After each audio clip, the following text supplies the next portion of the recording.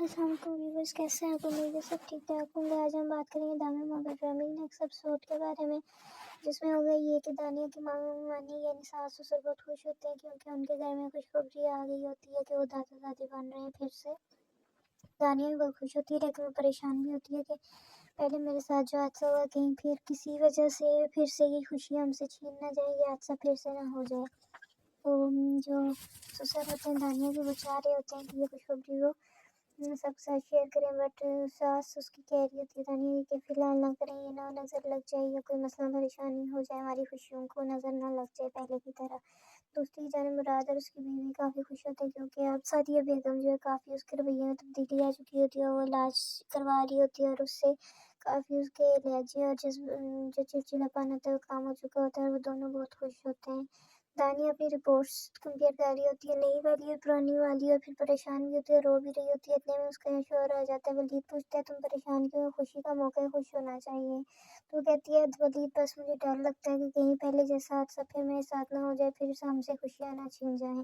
تو ولید کہتا ہے ایسا کچھ نہیں ہوگا، بس تم اپنی کیئر کرنا اور یہ پریشان ہونا چھوڑ دو، خوش رہا کرو اور دودھ پیو ٹائم سے اور میڈیسن لو اپنی، تو انشاءاللہ کچھ بھی نہیں ہوگا۔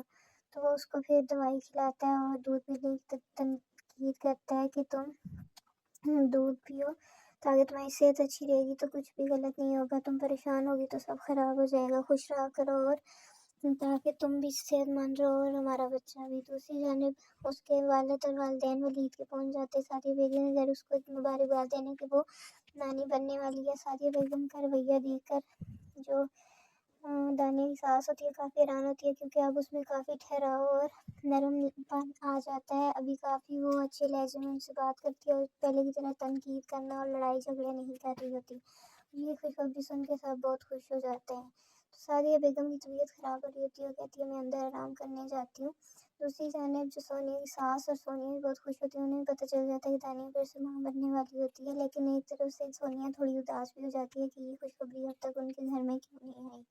اتنے میں سونیا کا شوہر آ جاتا ہے اور وہ بھی اس کو جو ہے حوصلہ دیتا ہے اور کہتا ہے اس میں اللہ کی مرضی ہے، انسان کسی کا کوئی بس نہیں چلتا، پریشان نہ ہو، انشاءاللہ ہمیں بھی جلد ہی خوشخبری ملے گی۔ پھر وہ سارے دوبارہ سے خوش ہو جاتے ہیں۔ دوسری جانب جلدی سے مراد گھر پہنچتا ہے تو اتنے سعدیہ بیگم اس سے پوچھتی ہے جلدی تم کیوں ہڑبڑی میں ہو، کیا مسئلہ ہے؟ وہ کہتی ہے مجھے جو ہے کال کی تھی جیسے کہ طبیعت خراب ہو رہی ہے، یعنی اس کی بیوی طبیعت خراب ہے۔ تو سعدیہ بیگم کہتی ہے اسے مجھے نہیں بتایا، وہ کہتا ہے کہ آپ کو پریشان نہیں کرنا چاہتی، وہ آپ خود بھی ٹھیک نہیں ہیں۔ تو وہ اس کو لے کر ہاسپٹل چلے جاتے ہیں۔ سعدیہ بیگم اکیلی ہوتی ہے، اتنے میں ان کی خالہ جو اکثر ان کے پاس آتی ہے وہ آ جاتی ہے، تو وہ کہتی ہے سعدیہ بیگم کو کہ تم بھی چلو ساتھ، ہم ہاسپٹل چلتے ہیں۔ وہ ہاسپٹل پہنچ جائیں گے، وہاں پہ وہ سب ویٹ کر رہے ہوتے ہیں۔ مراد کافی پریشان ہوتا ہے تو سعدیہ بیگم اس کو حوصلہ دیتی ہے اور دوائیں کر رہی ہوتی ہے۔ اتنے میں ڈاکٹر آگے بتاتی ہے کہ وہ دونوں پیشنٹ اور بچہ بالکل ٹھیک ہے اور وہ دادی بن گئی ہے اور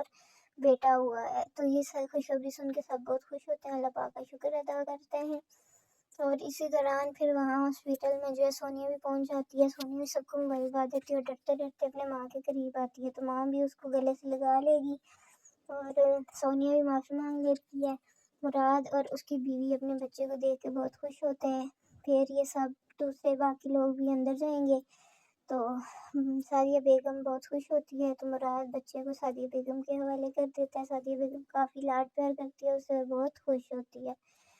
تو ویورز دوسری جانب ہم دیکھیں گے کہ جو ہے فرح، اس کی شادی کی تیاریاں چل رہی ہوتی ہیں، تو ماں اس کی تھوڑی پہلے کی طرح ہمیشہ جس طرح اس کو ٹینشن تھی وکی کو لے کے تو وہ پریشان بھی ہوتی ہے، لیکن جو فرح اور اس کے والد ہوتے ہیں بہت خوش ہوتے ہیں۔ فرح کے والد کارڈ وغیرہ چھپا کے لے آتا ہے اور فرح کو دکھا رہا ہوتا ہے۔ اتنے میں فرح کی دوست بھی آ جاتی ہے، وہ دوست جس نے اسے وکی سے ملوایا تھا۔ وہ اس کی ماں فرح کی پوچھتی تم کافی عرصے غائب ہو، کہتی ہے میں کہیں باہر گئی ہوئی تھی، ابھی آئی ہوں، تو میں نے کہا فرح کا پتہ کر لوں۔ ماں اس کے اندر چلی جائے گی تو فرح اور اس کی دوست بیٹھ جائیں گی، تو اس کی دوست اس سے پوچھتی تو میرا نمبر کیوں اٹھا رہی تھی، نمبر کیوں بند کیا؟ وہ کہتی ہے میں نے پرانے سب لوگوں کو بلاک کر دیا، میں نہیں چاہتی میرا ماضی جو ہے میرے آنے والے کل پہ کوئی اثر انداز ہو۔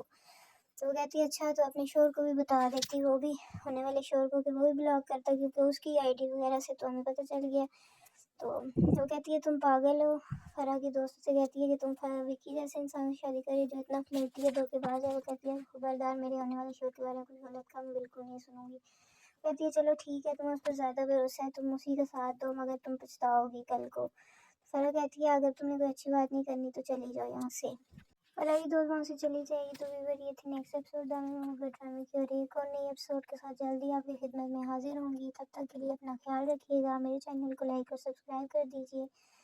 بہت شکریہ، اپنا خیال رکھیے گا، اللہ حافظ۔